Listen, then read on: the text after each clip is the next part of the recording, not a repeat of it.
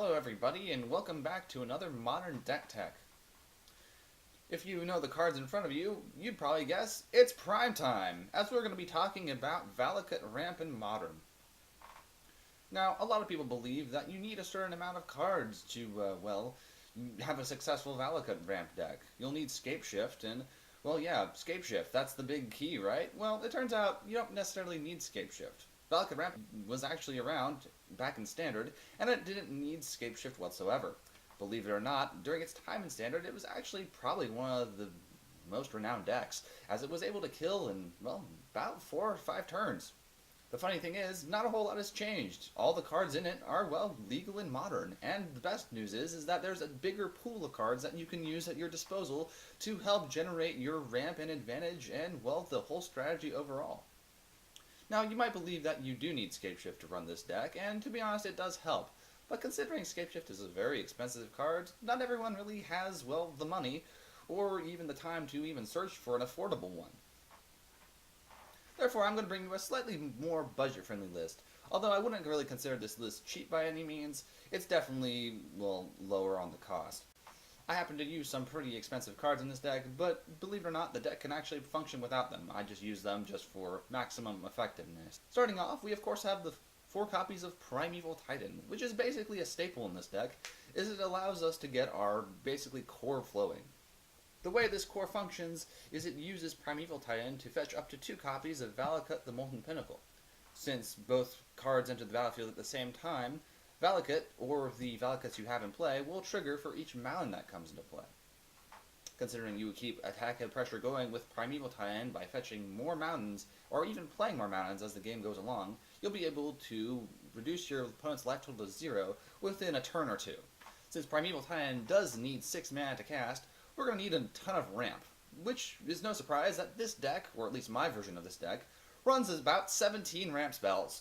This is our ramp package, and it features some of the best ramp spells in the format. Starting on the left, we'll start out with Explore, considering it's actually, exploration and a sorcery for 1 turn.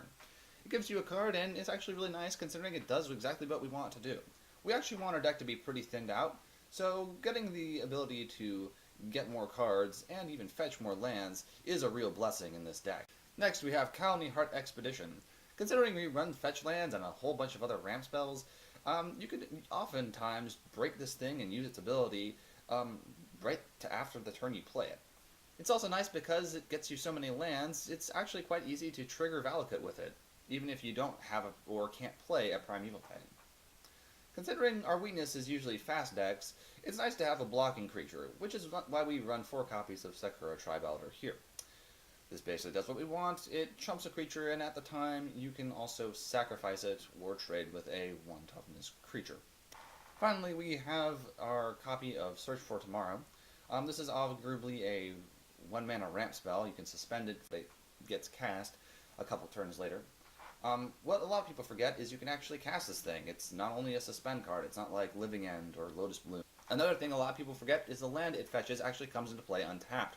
So you'll be able to use it the turn you get it. And finally, we will run a copy of Farseek, just a 1 lonely copy, all alone by itself. This is mainly to get us a nice dual land.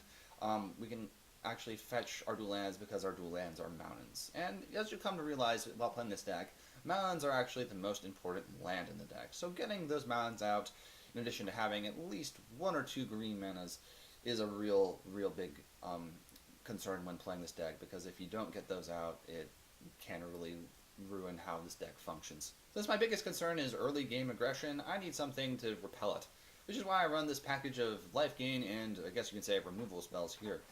Lightning Bolt, if anything, actually runs more like a smother in this deck for 1 mana, but it can be nice to burn out your opponent with it. It is rare, though. You'll usually end the game with Valakuts by themselves. Anger of the Gods is mainly there for swarm armies. I do run 2, but you could probably get away with running 1 if you know you don't play against that many. You can always take it out if you realize you don't need it. There will likely be a lot of games where you realize you don't need it.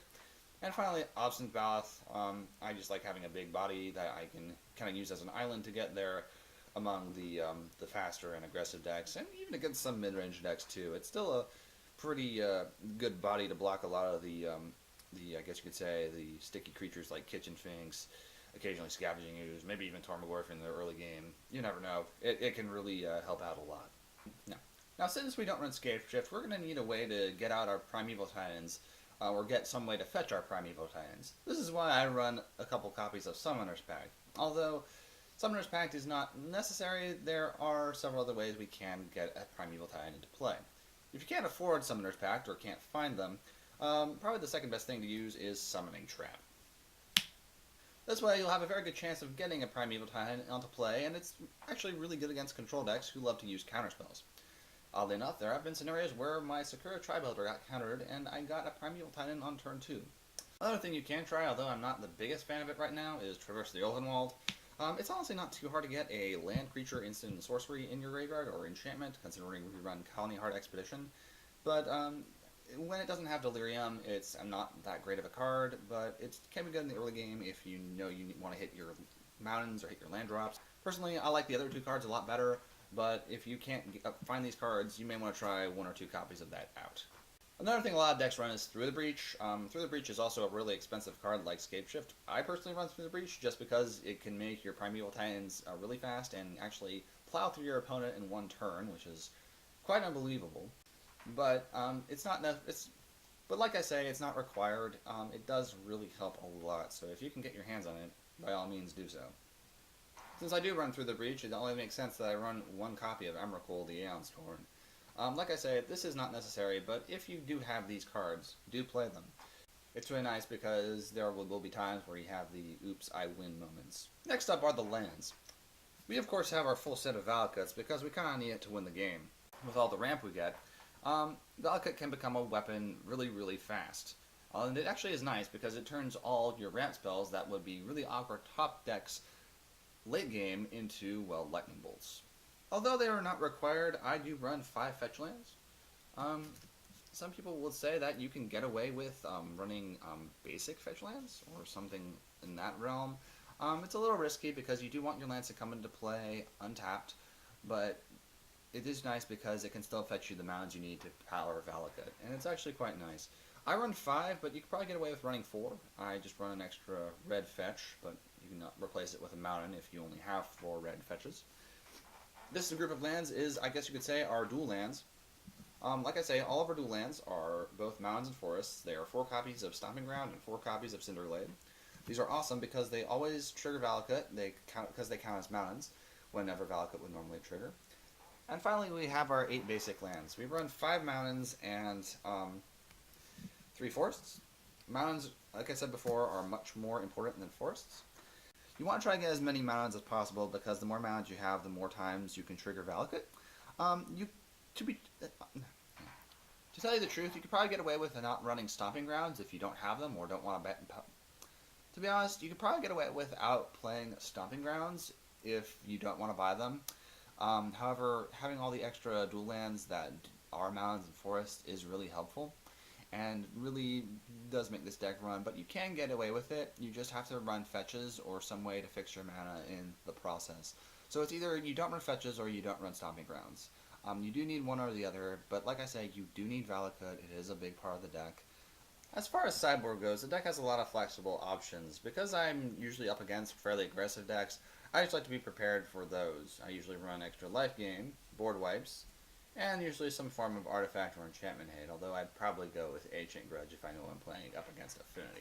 If you know you play against Control, it's probably best that you bring in more summoning traps. Leyline of Sanctity is also a bit of a pain in the butt for this deck because it shuts off Valakut, so like I say, you may want to try to bring in some sort of enchantment hate just for that. Like I say, the options are limitless, so try to play it according to your metagame.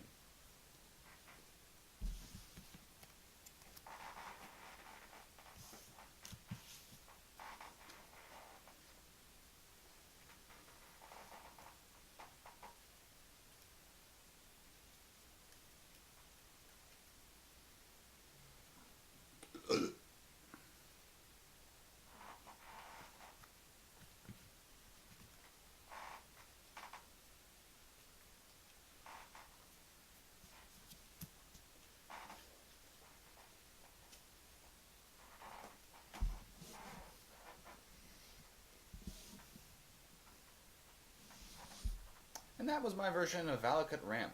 This deck is No.